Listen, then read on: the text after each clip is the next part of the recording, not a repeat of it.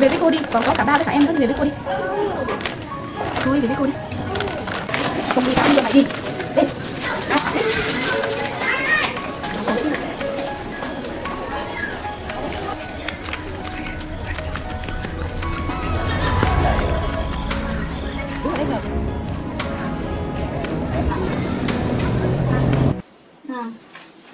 Đi học thôi, không tính muộn nha. Đi về xong rồi mẹ còn đi chăn lợn. Đi.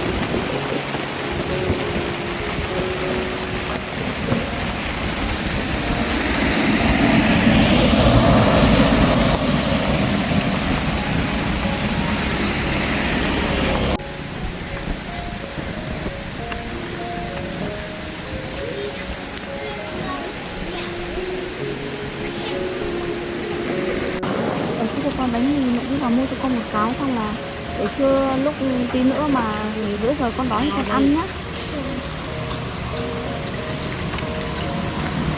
Quán ăn không được cái nào á? Chị ơi làm cho cả bánh mì với.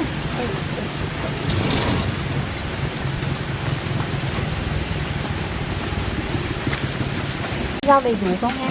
Có, cho em còn xúc xích đó chứ. Ok, một xúc xích đi trứng đó. Vâng.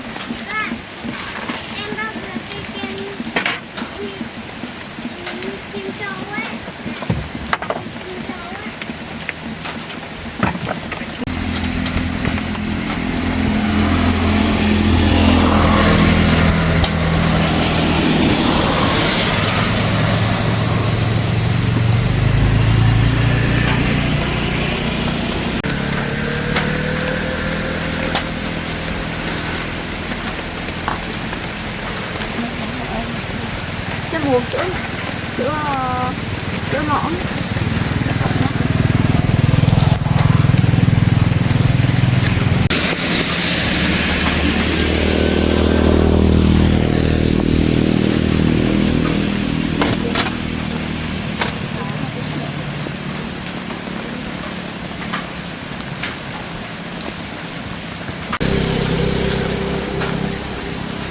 Con thích uống cái này không? Hay là uống cái khác? Uống cái khác nhá. Các bạn nhìn đồ thì khác. Milo nhá. Milo như vậy. Milo thì không có một kiểu. Milo 6.000. Hay là lấy Milo to? Bé hay to không? Không còn bé. To. Thêm bây giờ thêm mấy gì? 9.000.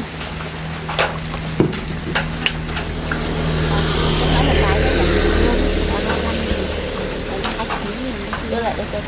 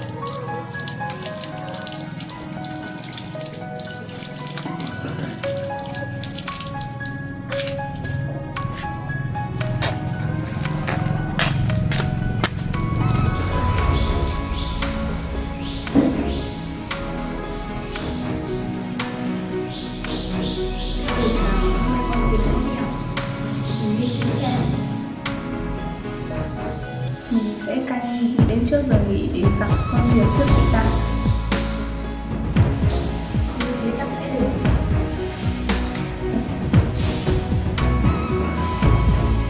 Anh ơi, nhà trông con nhá, em đi việc một tí. Con chưa dậy đâu, đồ ăn em để trong tủ lạnh hết rồi.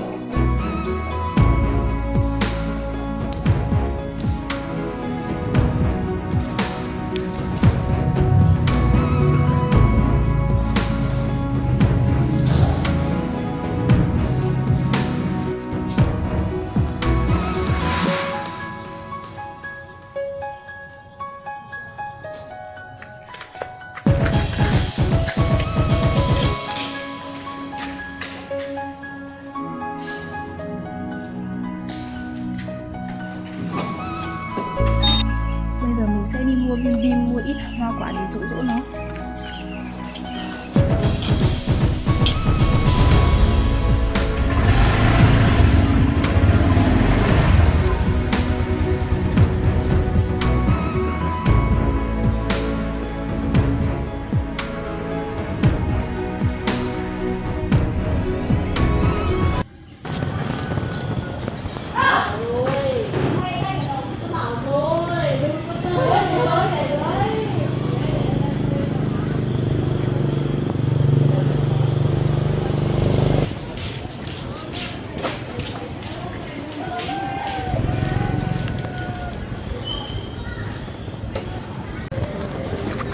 Mẹ để thêm đồ ăn ở đây cho con nhá.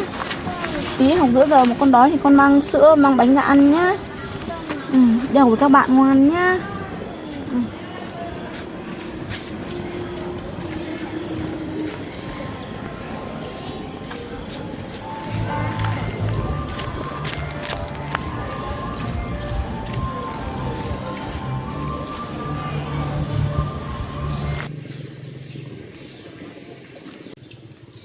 Rồi chắc là mình đi chăn vịt, chăn lợn, chăn gà đã, xong rồi đi đón con. Cô giáo bảo là 10 giờ 30 thì đón con.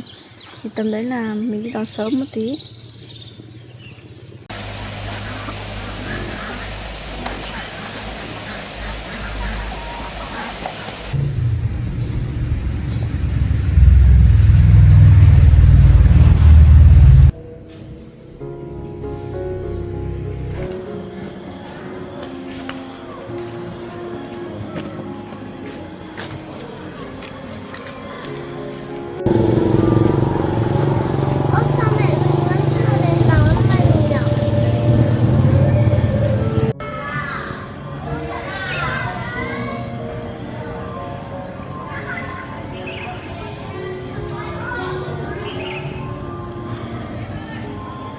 Chắc mình ra nhà xe chờ mẹ.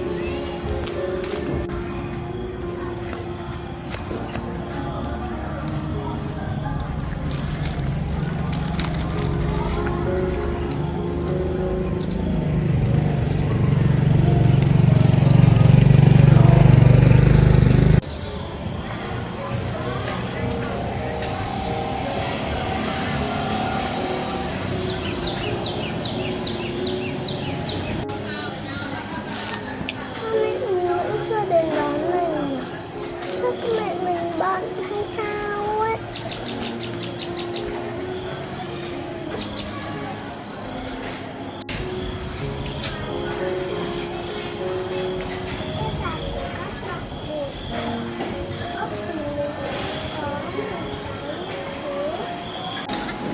Sao màu phòng này đẹp thế? Lúc mình cũng có một cái như thế.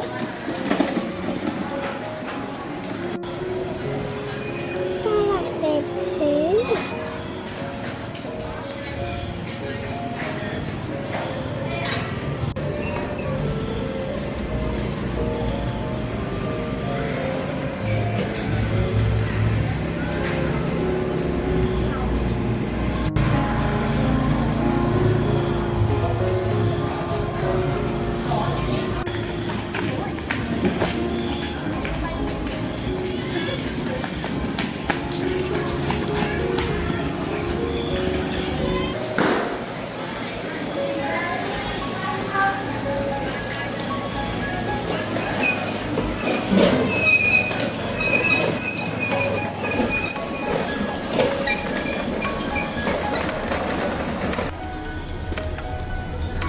lịch là hôm nay con Diệp đi học, không biết nó có tan chưa.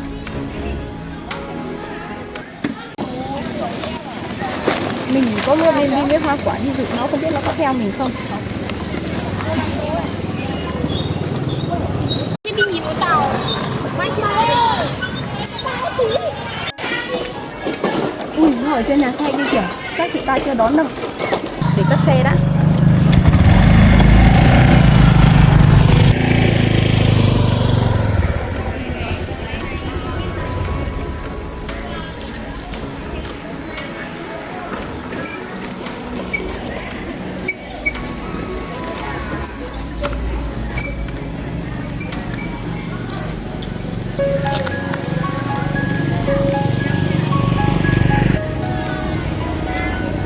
Bây giờ mình phải thật nhẹ nhàng với nó.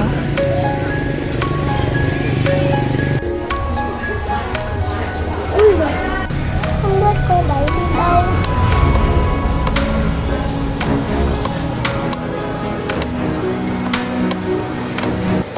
Con chào Diệp nhá. Hôm nay Diệp đi học à? Vâng, hôm nay con đi học ạ. Thế này, hôm nay cô mua quà cho Diệp đấy. Diệp đi về nhà với cô đi nhở? Con ở với con. Đấy, cô mua nhiều đi mắt đi với cô nhở? Ăn đi đi. Đấy. Đi với cô đi. Về với cô đi, còn có cả ba với cả em nữa, đi về với cô đi. Thôi, về với cô đi. Không đi, tao không đưa mày đi. Đi. À, đi.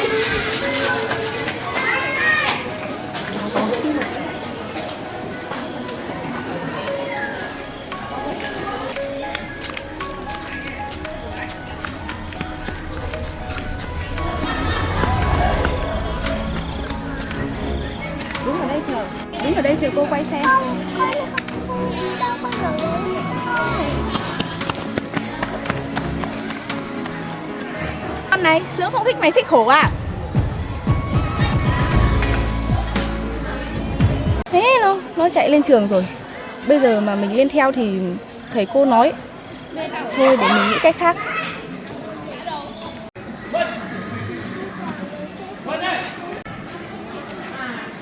Ăn quà mình sẽ trốn ở trong trường.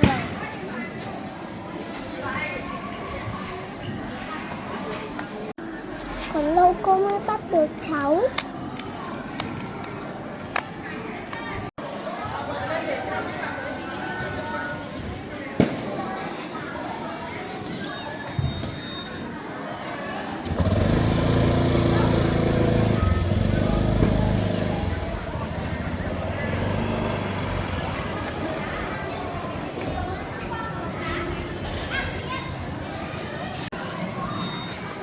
Cô kia về rồi.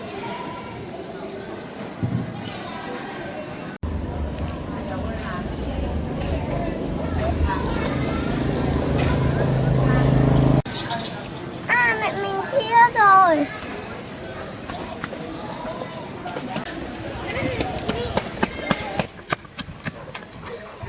Đây rồi. Sao mẹ lâu? Sao mẹ đón con lâu thế? Cô giáo bảo là 10 rưỡi thì đón, thì mẹ 10 rưỡi mẹ đến đây mẹ đón con. Hôm nay cô giáo bận nên cô giáo cho con nghỉ sớm. À, cô giáo bận xong rồi cho bọn con nghỉ sớm á. Vâng. Thế mẹ không biết thì cô giáo báo đâu, thì mẹ xin lỗi nhé. Ơi, Dạ. lúc nãy cô đấy đến đón con nhưng mà con không đi. Cô đấy còn kéo con. Thế á, cô vợ của ba á, đến đón con á. Lâu chưa? Lúc nãy à? Ôi già nhờ. Thế cô giáo có biết không? À, xong con chạy vào trường à? Già nhờ. Được rồi, con đừng sợ. Con đừng sợ nhé. Có mẹ đây rồi, mẹ sẽ không cho ai bắt nạt con đâu nhé. Đưa con về nhé.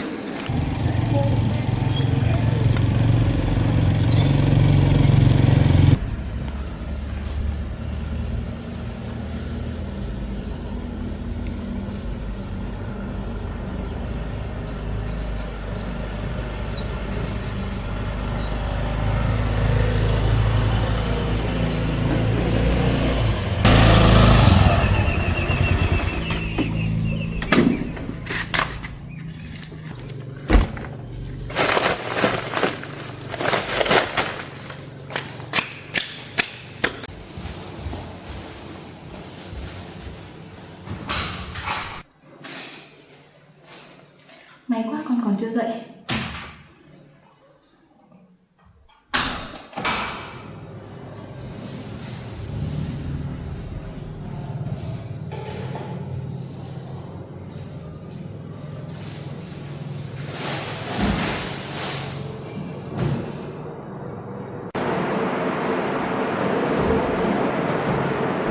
Đi chả được cái việc gì. Nó ăn thì mình ăn.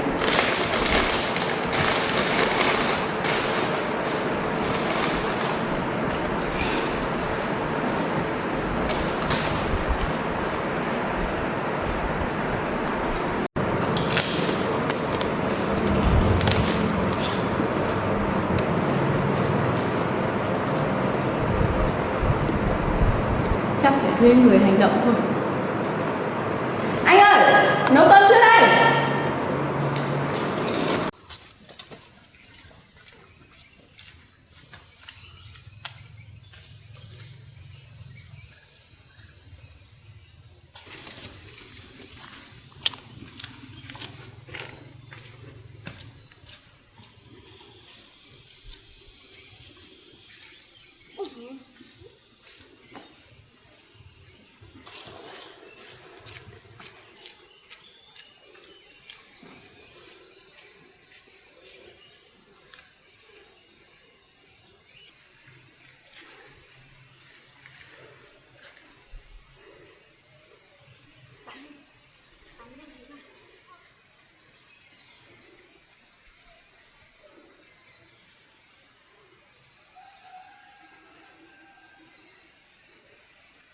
Đi.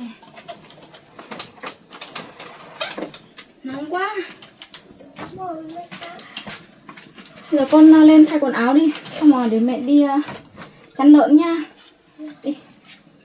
Thay quần áo đi. Để mẹ buộc tóc lại cho. Treo bao lô lên kia đi. Con treo một cái móc ở cái tường lên nha. Xong rồi thay quần áo nha.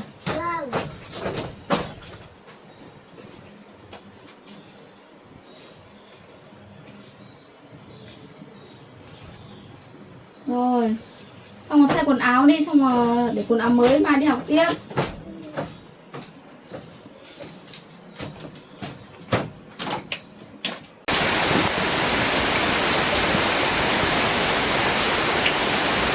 Đâu con đứng đây xem nào.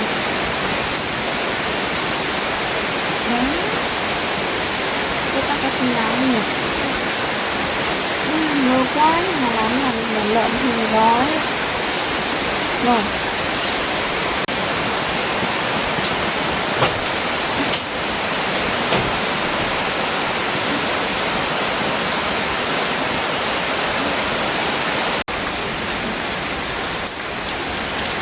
Mưa này thì lợn thì cũng đói. Không làm nào rồi nhỉ. Sao vẫn phải đi chăn. Sao đi chăn lợn nữa.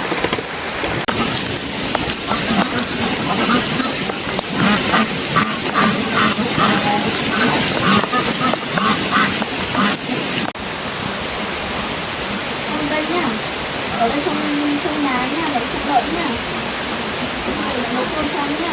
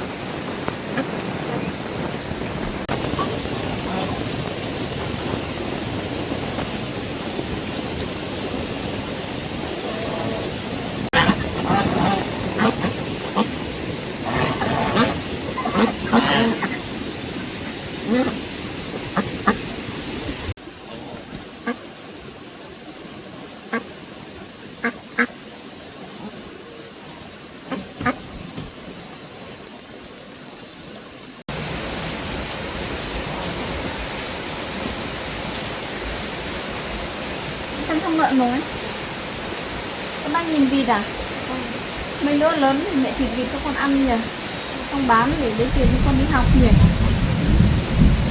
Bây giờ mẹ đi rửa chân tay nha.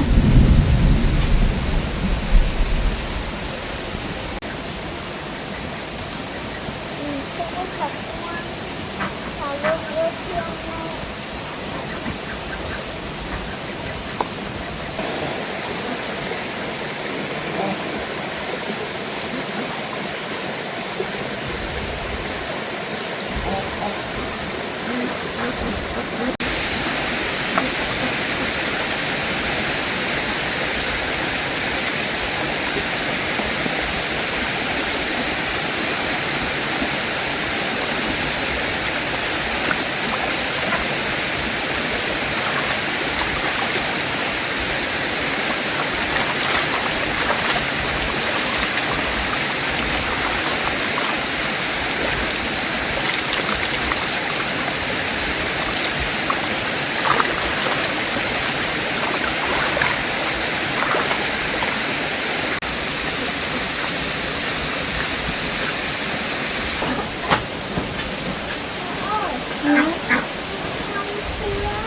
Mẹ ăn lợn xong rồi, bây giờ mẹ nấu cơm cho con ăn nhá.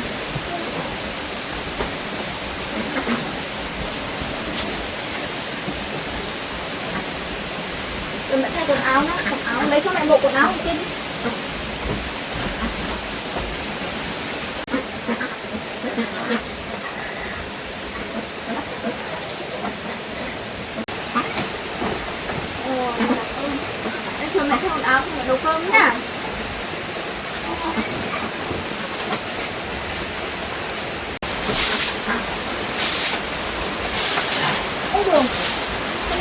giỏi thế.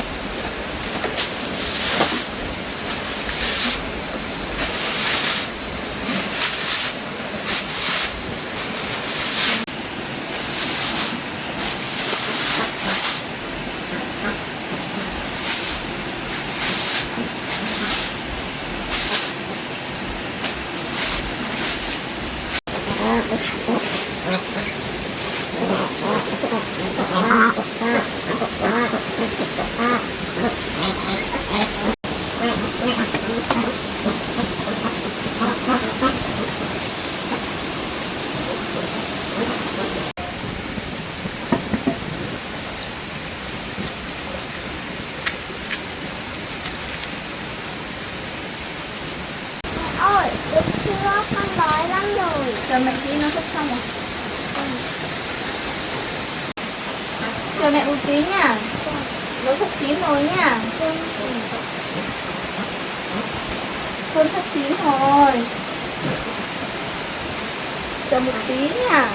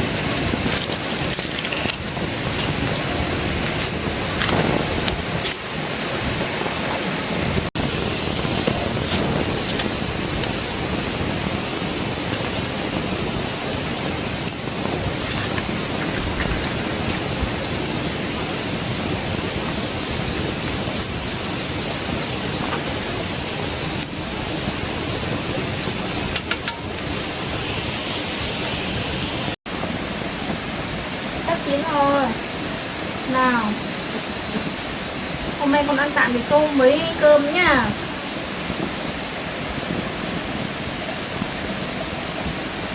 Con nào. Ok, chín. Để này. Cơm nha, để con để ra kia cho mẹ.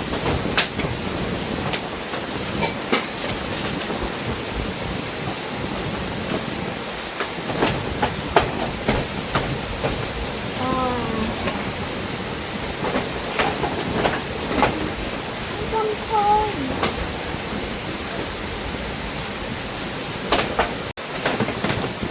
Ôi, ăn cơm nào.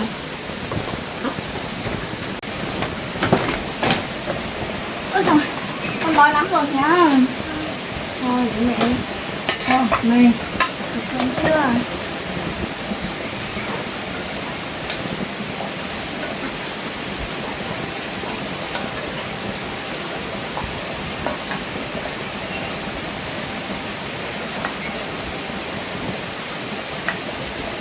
Đây.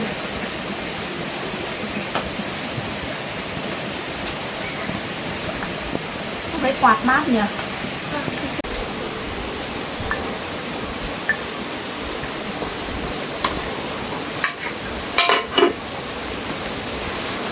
Ok rồi, mẹ mới con ăn cơm nha. Con và mẹ ăn cơm. Mẹ mới con ăn cơm. Ngon nhỉ? Hôm nay con ăn tạm thế nhá. Xong rồi để mai mẹ đi kiếm tiền, xong rồi mẹ mua thịt cho con ăn nhá. Rồi mẹ mới con nha. Khổ đi nha.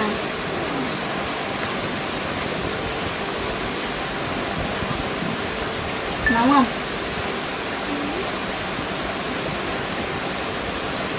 Ngon.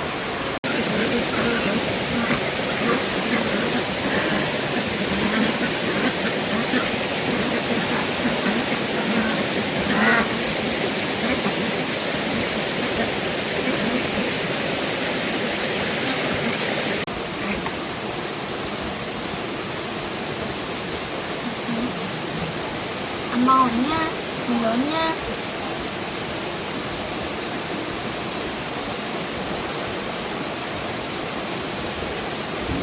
ngon nhỉ.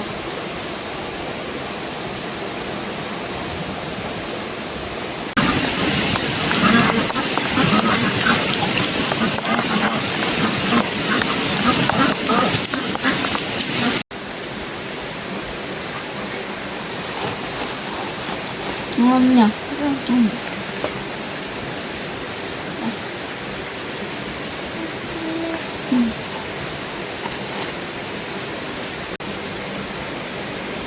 Đâu mẹ lắp sao nào.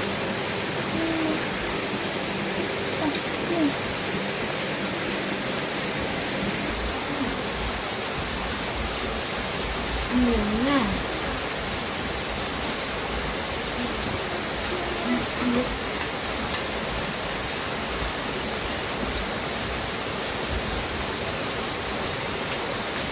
Ngon nhỉ.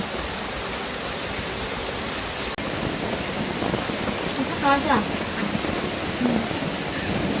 Ăn nước mẹ tới nha. Ăn canh. Con chan không?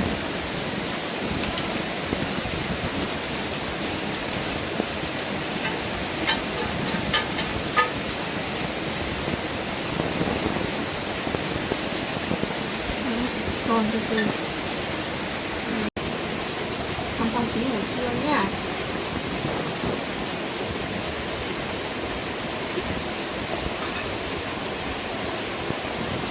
Ăn chưa?